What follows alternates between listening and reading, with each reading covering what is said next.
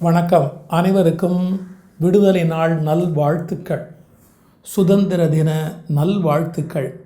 இந்த நாள் எல்லா இந்தியர்களும் மகிழ்ச்சி அடைய வேண்டிய நாள்.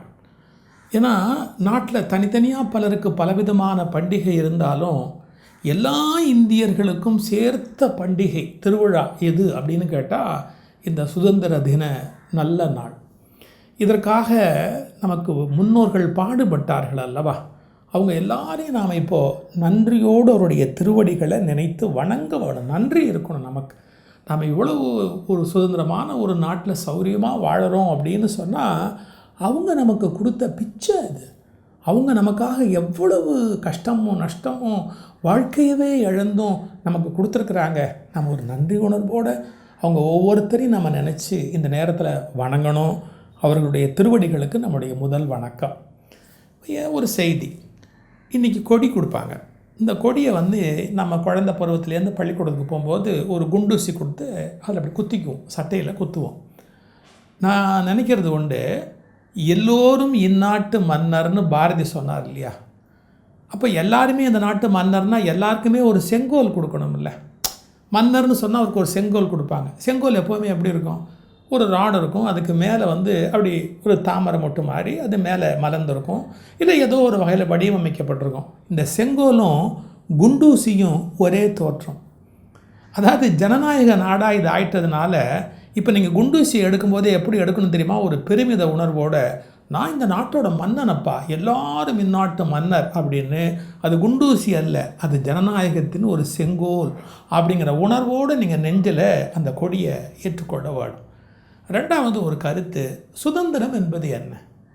நான் யாருக்கும் அடிமை இல்லாமல் இருக்கிறது தான் சுதந்திரமா? அப்படி தான் பல பேர் விளங்கிக்கிட்டு இருக்கிறாங்க. இதனுடைய 50% இன்னொரு பாதியில் இருக்குது. அது என்ன? அது நான் யாருக்கும் அடிமையாக இல்லை என்பதை உறுதி செய்வது போலவே எனக்கும் யாரும் அடிமை இல்லை என்கிற தெளிவு செய்தல் மிக முக்கியம். அது அதான் நம்ம உண்மையான சுதந்திரத்தை அனுபவிக்கிறோன்னு பொருள். இன்றைக்கி அந்த உணர்வு பல பேருக்கு இல்லை. தான் சுதந்திரமாக இருக்கணும்னு நினைக்கிறாங்களே ஒழிய பல வகையில் மற்றவங்களை எப்படியெல்லாம் அடிமைப்படுத்த முடியுமோ கூச்சம் இல்லாமல் அடிமைப்படுத்துகிறாங்க. அவங்க யாருமே சுதந்திர தினத்தை கொண்டாடுவதற்கு தகுதி உடையவர்களே கிடையாது. எப்படியெல்லாம் பிறரை அடிமைப்படுத்துகிறாங்க தெரியுங்களா? இந்த வார்த்தையை நீங்கள் கொஞ்சம் கூர்ந்து கவனிக்கணும். நான் அடிமையாக இல்லாமல் இருப்பது மட்டுமல்ல, எனக்கும் யாரும் அடிமை இல்லை என்ற தெளிவு பெறுகிற போதுதான் பூரண சுதந்திரம், ஆனந்த சுதந்திரம் நமக்கு வாய்த்தது என்று கொள்ளவேள். நாமுத்துக்குமார் கவிதையில் ஒரு வரி சார், ரொம்ப அருமையான ஒரு வரி. நான் பூனை வளர்ப்பதன் மூலம் பக்கத்து வீட்டுக்காரன் கிளி வளர்ப்பதற்கு நான் இடைஞ்சலாக இருக்கிறேன், இடையூறாக இருக்கிறேன்.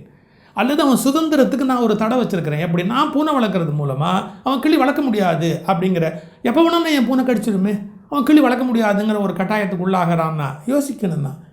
என்னுடைய எந்த செயலும் இன்னொருவர் சுதந்திரத்தை பாதிக்கக்கூடாது அப்படிங்கிற ஒரு தெளிவு அது இன்றைக்கி வேணும்.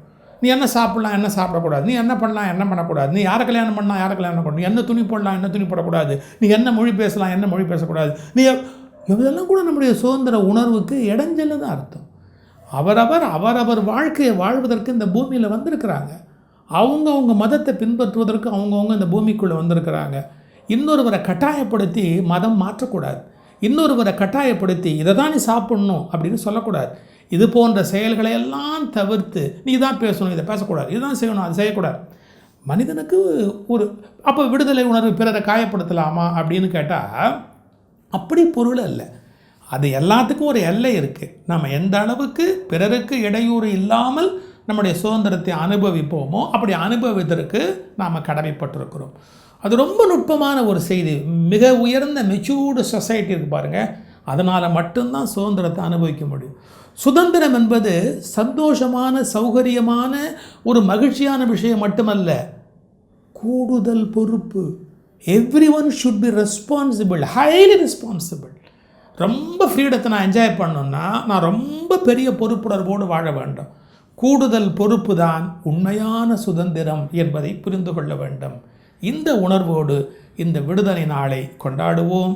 நம்முடைய விடுதலைக்கு பாடுபட்ட அத்துணை பெரியவர்களுடைய திருவடிகளையும் வணங்கி நன்றி பாராட்டுவோம்.